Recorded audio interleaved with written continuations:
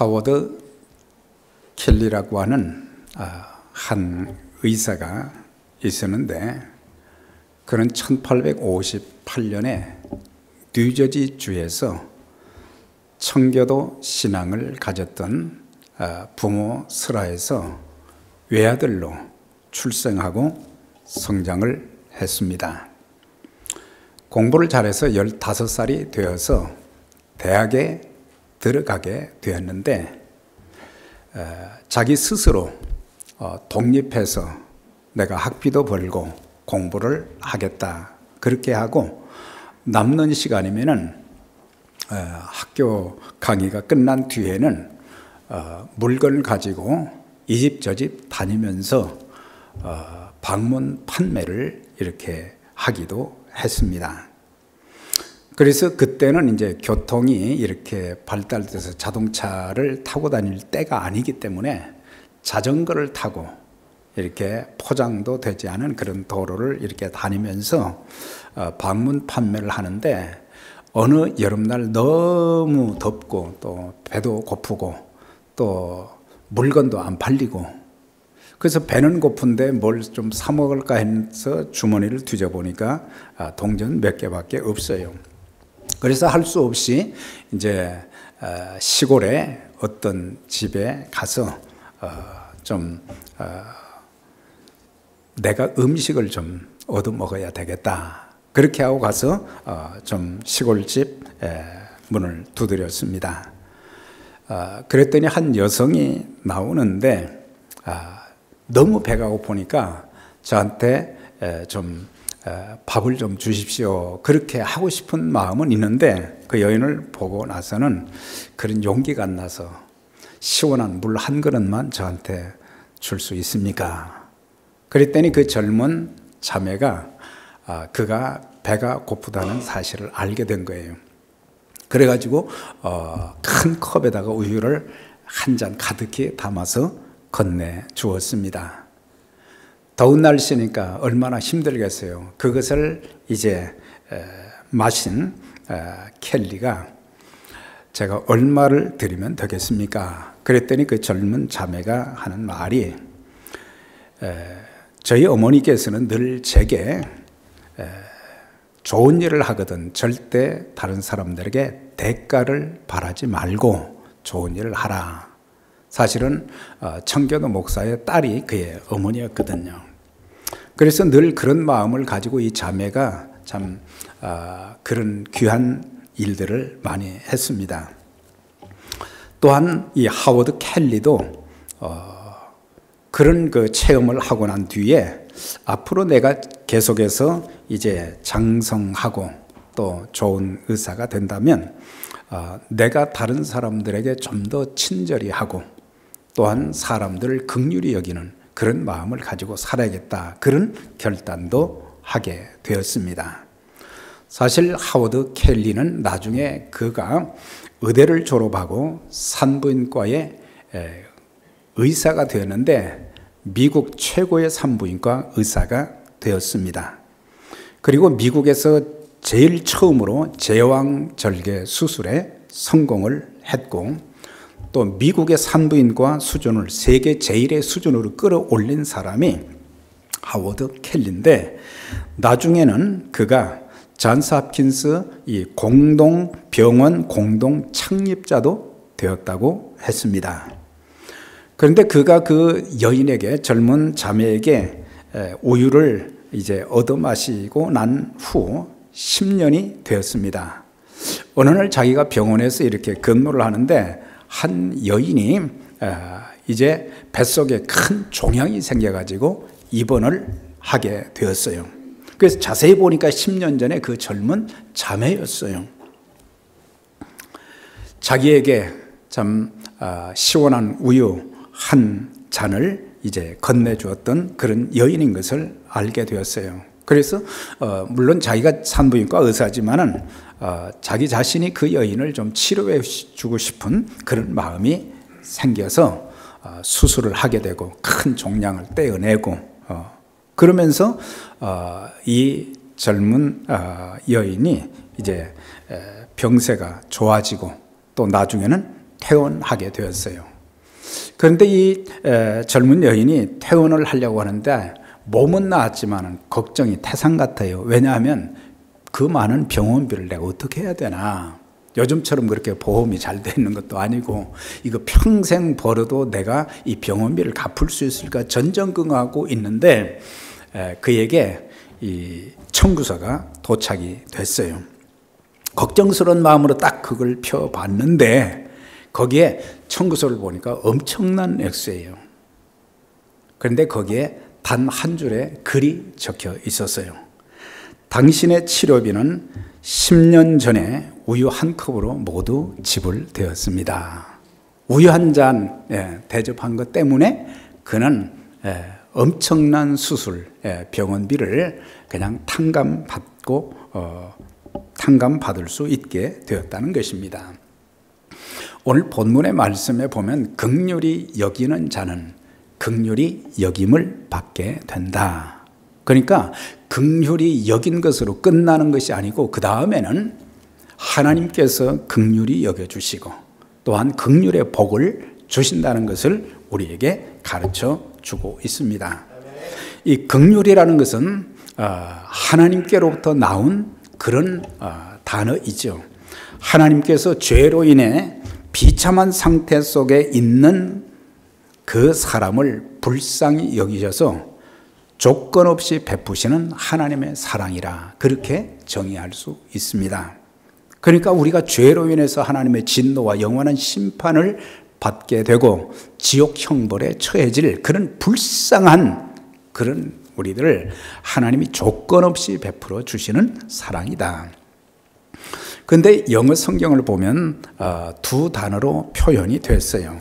한 단어는 뭐냐? mercy 그랬어요. 이것은 인정 또는 자비라는 그런 단어로 해석이 될 수 있는데 또 두 번째 쓰여진 단어가 뭐냐면은 compassion이다 그런 단어입니다.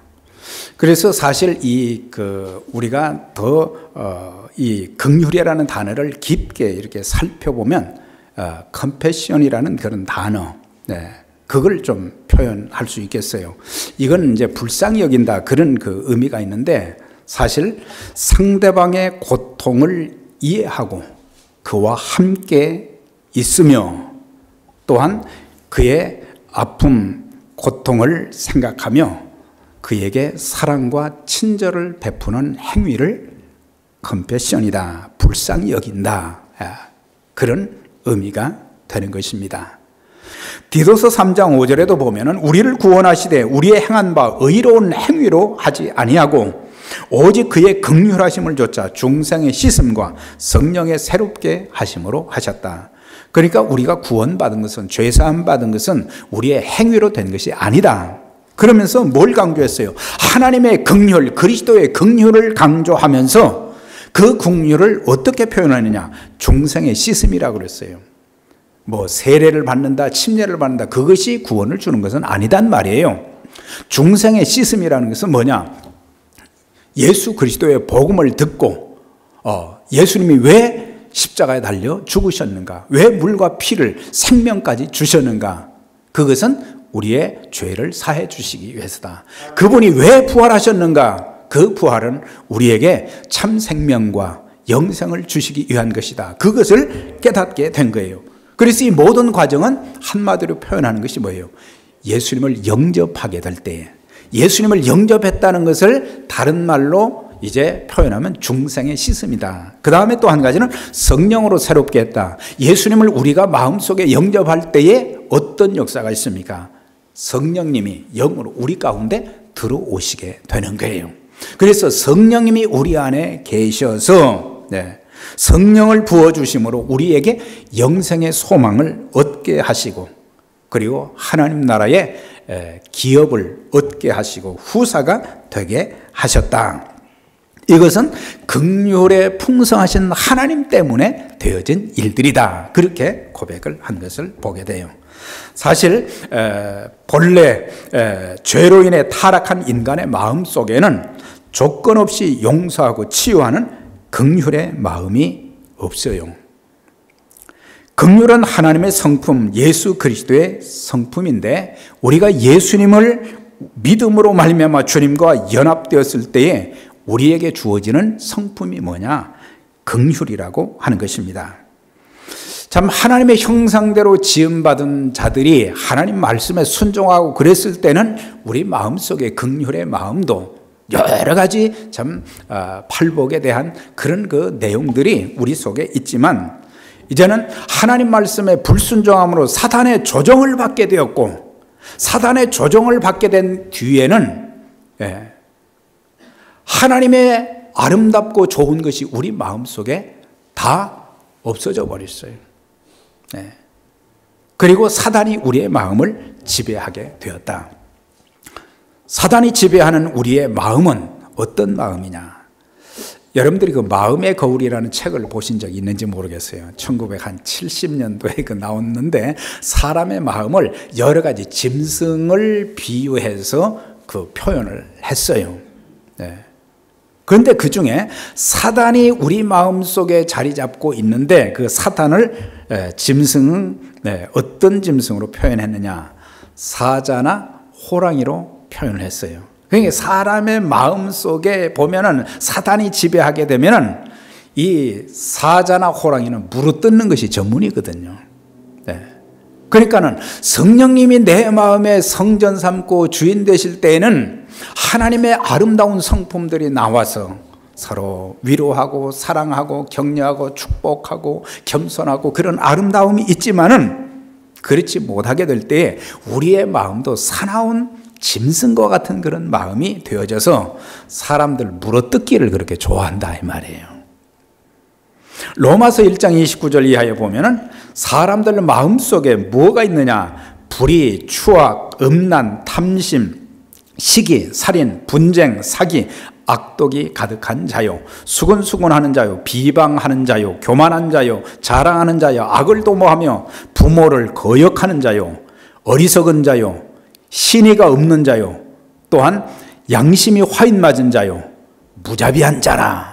그러니까 사람의 마음속에 이런 것들이 가득 차 있는 것은 사단이 우리 마음을 지배하기 때문이다 라고 하는 것을 이제 표현해 주고 있어요. 그래서 사람들의 마음은 하나님이 계시는, 성령님이 계시는 성령의 전이 되어야 되는데, 우리의 마음이, 인간의 마음이 악의 집합체가 되었다는 사실이에요. 그래서 마음에서 나오는 것보다 선한 것이 없는 거예요. 우리 주님께서도 설교하실 때 종교 지도자들은 말이죠, 제자들이 이제 길을 걷다가 배고프니까 밀리삭을 이제 비벼가지고 그걸 먹었어요. 그러면서 이제 또 여러 가지 비난과 또 여러 가지 질시를 많이 했단 말이죠. 그런데 주님께서 하신 말씀이 뭐예요? 밖에서 안으로 들어가는 것이 더러운 것이 아니다. 사람의 마음 속에서 나오는 것이 더 더럽고 악하다. 그렇게 표현하셨던 것을 보게 되는 것입니다. 그래서 우리들의 마음이 말이죠, 사람들과 이렇게 인간관계를 가지면서 그 사람이 나를 참 힘들게 했거나 그러면은 우리 마음 속에 뭔 마음이 있어요? 잘못되기를 바라는 그런 좋지 않은 마음이 있어요. 그래서 뭐 큰 병이나 들기를 원하고 사고 나기를 원하고 심지어 죽는 것까지도 고소해야 하는 그런 잔인함이 사람들 마음속에 많이 있다고 하는 것입니다. 그런데 이런 성품을 가진 우리가 예수님을 마음의 구세주와 주님으로 영접했을 때 성령이 내주하시면서 주님의 성품이 여기에 심겨지게 된 거예요. 그래서 긍휼과 자비가 우리 속에 심겨지고, 겸손과 온유가 심겨지고, 오래 참음과 용서와 사랑의 성품이 내 마음속에 심겨져서 아름다운 인간관계를 서로 맺게 되어지고, 그래서 나를 통해서 긍휼이 내 마음에서 밖으로 표출되어서 사람들과의 관계도 그렇게 가지게 된다고 하는 것입니다. 그러나 긍휼의 마음은 예수님 영접했다고 해서 완성되는 것은 절대 아닙니다. 우리는 주님 앞에 서는 날까지 주님의 긍휼의 성품을 닮아 갈 수 있도록 성령의 도움을 구하는 기도가 참 필요한 것입니다. 18세기 미국의 대각성 운동의 주역이었던 찰스 핀이라고 하는 목사님이 계셨어요. 이분을 통해서 참 미국의 참 영적 대각성 운동이 참 여기저기서 일어나게 되는데, 그가 한 번은 시카고에서 이제 사역을 하다가 시카고의 번잡한 거리에 사람들이 엄청나게 이제 왔다 갔다 합니다. 그런데 찰스 핀이 목사님이 그 지나가는 많은 사람들을 보면서 엉엉 울었다는 거예요. 그래서 사람들이 왜 당신 길거리에서 미친 사람처럼 그렇게 웁니까? 그랬더니 그가 하는 말이, 그리스도 없이 지옥으로 저렇게 치닫고 있는 영혼들을 보니까 너무 안타까워서 제가 그렇게 웁니다. 그런 얘기를 했다고 하는 것입니다. 우리의 마음에 긍휼의 마음을 주셔서 주님을 알지 못하는, 믿지 못하는 자들에게, 그리고 주님을 믿었다고 하면서도 세상 사람들처럼 사는 그런 사람들을 바라보면서 주님, 저 신앙이 바로 회복되게 해주세요. 하나님 앞에 바로 서게 해주세요. 진리에 바로 서게 해주세요. 성령님의 다스림을 받게 해주세요. 하나님의 권세로 하나님 저를 붙들어 주셔서 하나님 앞에 귀하게 쓰임받게 해주세요. 또한 긍휼의 대상을 구별하지 말라고 하는 것입니다. 그 사람이 나와 직접적으로 관계가 있든지 없든지, 내게 잘해 주었든지 내게 해를 입혔든지 그 대상을 따지지 말고 긍휼을 베풀라. 우리가 이 창세기 14장에 보면은 참 아름다운 내용이 거기 나와요. 우리가 그 앞부분은 보면 창세기 12장에서는 아브라함이 고향을 떠나서, 그의 조카 롯과 고향을 떠나서 가나안 땅에 들어가게 됐어요. 그런데 13장에서는 하나님이 축복하셔서 아브라함이 이제 치는 양들도 많아지고 소도 많아지고, 그런데 롯에게 속한 그런 양떼, 소떼도 많아졌어요. 그러다 보니까 서로 목자들끼리 싸우는 거예요. 그때 아브라함이 뭐라고 얘기를 했어요? 우리가 같은 혈육이지만은 우리가 서로 떨어져 지내는 것이 좋겠다. 내가 우하면 내가 저하고, 내가 저하면 내가 우할 것이다. 그랬더니 롯이 그때 당시 보고 나서 요단들을 바라보았어요. 그 요단들이 있는 데가 어디냐? 물도 참 좋고 땅도 좋고 물도 많이 날 것 같고, 그래가지고 소돔 고모라를 택했다 그랬어요. 그러니까 좋은 데를 먼저 택해서 갔단 말이죠. 물론 이제 아브라함이 먼저 선택권을 롯에게 주었지만, 그러니까 얼마나 나중에 그가 떠난 뒤에 허탈하겠어요. 조카가 삼촌을 말이죠, 이렇게 대접하는가. 근데 하나님께서는 이제 그에게 또 위로의 말씀도 주셨죠. 동서남북 사방을 보라. 근데 얼마 지나지 않아서 소돔 고모라가 침략을 당했어요. 주변의 여러 족속들에서 롯도 잡혀가고 그의 아내들도 잡혀가고 또 재산들도 이제 다 그냥 탈취해가고, 그 소식을 아브라함이 들었어요. 괘씸한 놈, 그냥 놔둬야 되겠다. 그게 아니었어요. 아브라함의 마음에 긍휼의 마음이 있어서 자기가 이제 키웠던 318명의 그 군사들을 데리고 가서 말이죠, 자기 조카 롯과 그의 가족들과 또 빼앗긴 재산을 다 찾아가지고 왔다 그랬어요. 그렇게 할 수 있었던 것이 뭐냐? 아브라함에게 하나님께서 긍휼의 마음을 주었기 때문이다 라고 하는 것입니다. 또한 민수기 12장에 보면은 또 참 아름다운 내용이 나옵니다. 모세에게는 그의 형 아론도 있었고 또한 누이 미리암이 있었어요. 그런데 나중에 이제 모세의 그 위치가 말이죠, 굳건해지고 또 사람들이 모세만 따르고 모세만 찾고 그런 게 참 싫었어요. 그래서 시기와 질투가 생긴 거예요. 아론도 그랬고 그 다음 미리암도. 그런데 그때 당시 이제 모세가 자기의 본처였던 십보라가 죽었거든요. 그러니까 이제 나중에 구수 여자와 흑인 여자와 결혼을 했다 그랬어요. 그랬더니 미리암이 그걸 가지고 말이죠, 막 비판을 해대는 거예요. 어찌 구스 여자와 결혼을 할 수 있느냐. 근데 비방하다가 미리암이 문둥병이 걸려버린 거예요. 나 그렇게 비방하고 비판하고 그러더니 잘 됐다. 모세는 그런 마음을 안 가졌어요. 그가 하나님 앞에 이런 기도를 했어요. 하나님, 여호와께 부르짖어 이르되 하나님이여 원하건대 미리암을 고쳐 주시옵소서. 하나님 앞에 기도했어요. 긍휼의 마음을 가지고 기도했더니 하나님이 미리암을 또 문둥병에서 낫게 해 주셨던 것을 볼 수가 있어요. 오늘 우리들에게 참 내게 해를 입힌 사람들, 나를 힘들게 하는 사람들에게 긍휼의 마음을 갖는 것은 성령의 마음이 아니면 이건 참 어려운 일이다. 자, 그러면 우리가 이제 정리를 하면서 우리가 어떻게 해야 긍휼을 베푸는 자가 될 수 있는가? 하나님이 나를 어떻게 대하시는지를 생각하면 우리는 긍휼의 사람이 될 수 있다. 허물과 죄로 죽었던 우리들, 공중의 권세 잡이는 마귀를 쫓아서 살았던 우리들, 하나님을 대적하고 불순종하고 주님의 마음을 아프게 했던 우리들을 우리 하나님은 조건 없이 받아들이셨어요. 그 죄를 내가 죄의 값을 지불한 게 아니잖아요. 하나님께서 친히 예수 그리스도 독생자를 통해서 십자가에 죽이심으로 우리 죄를 대신 죄값을 갚아주신 거예요. 그리고 사랑해 주시고 구원해 주시고 엄청난 축복을 베풀어 주셨다. 우리가 이것이 우리 마음에 와 닿아야 된다.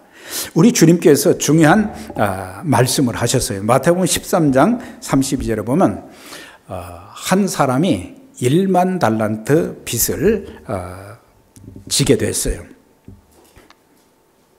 1만 달란트는 엄청난 돈이거든요. 그래서 그 사람에게 1만 달란트를 갚으라고 했는데 못 갚으니까 돈이 없습니다. 그래가지고 조건 없이 다 갚아줬어요. 근데 이 사람이 자기 집에 돌아가서는 100데나리온, 그러니까 장정이 하루 동안 일하면 1데나리온을 받게 되는데 100데나리온 빚을 졌어요. 그러니까 그를 붙잡아가지고 멱살을 잡고 말이죠. 너 왜 돈 안 갚느냐?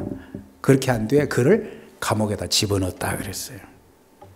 그러니까 1만 달란트 빚을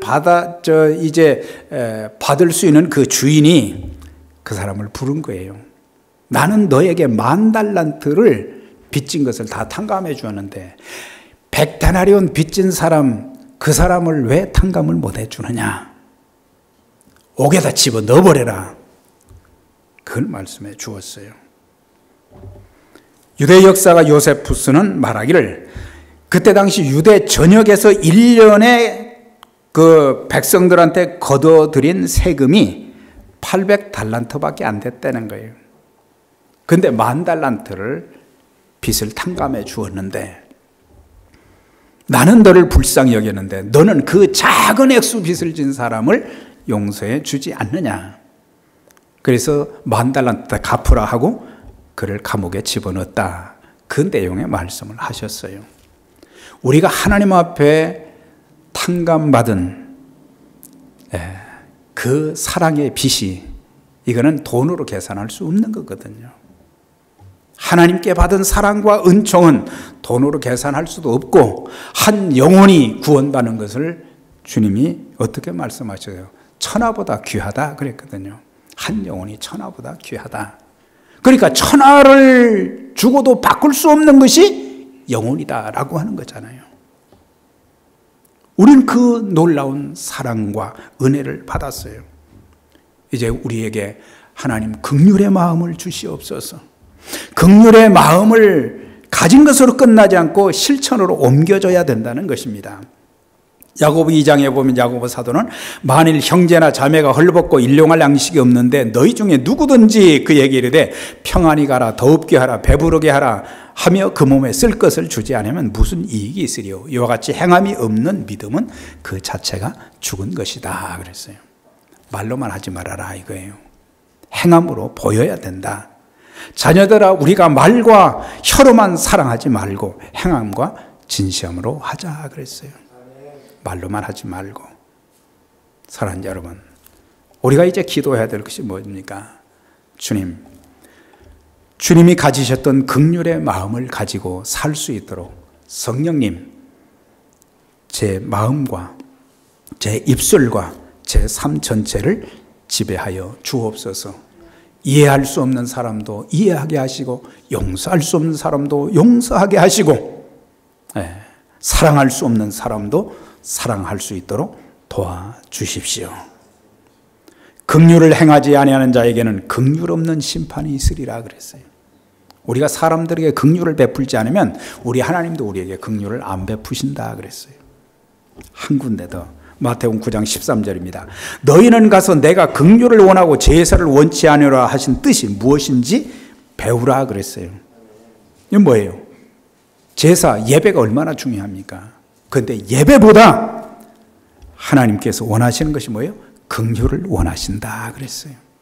예배는 많이 드리지만은 긍휼의 마음이 없이 사나운 짐승과 같이 물어뜯는 그런 일을 하는 자들이 아니라 주님의 마음을 가지고, 사랑하는 마음을 가지고 고통당한 자들, 소외당한 자들에게 사랑과 자비를 베풀라고 하는 것입니다. 그렇게 하지 않을 때 그 예배는 빈 껍데기에 불과하다. 우리 모두 마태복음 5장 7절, 긍휼히 여기는 자는 긍휼히 여김을 받을 것이요, 이런 놀라운 주님의 사랑과 자비와 친절과 놀라운 주님의 마음을 우리의 행함을 통해서, 우리의 삶을 통해서 증거하면서 하나님 앞에 더 많은 영혼들을 주님께로 인도하는 데 쓰임받는 저와 여러분들이 되시기를 주의 이름으로 축원합니다.